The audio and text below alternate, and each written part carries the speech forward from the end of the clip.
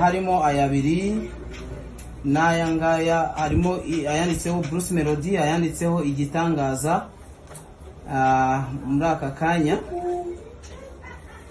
harimo na ya 1:55 AM. So turi kumwe na Karimu wa printinze aya mapost, niwe wa printinze aya mapost mu Bujumbura. Karimu, amakuru? Ni meza. Niwe wa printinze aya mapost ya Bruce Melody. Ego cyane.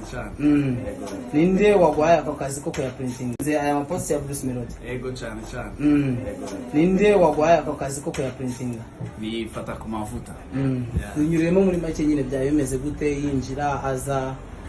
Bon, yahabonye ndamwimprimira iya mbere, abona imeze neza cyane. Hama niho yaca barungika namwe muze ko imprima n'izindi. Ego. Okay, waje imprima izigiye zitandukanye? Ego. Hanyuma yakubwiraga twe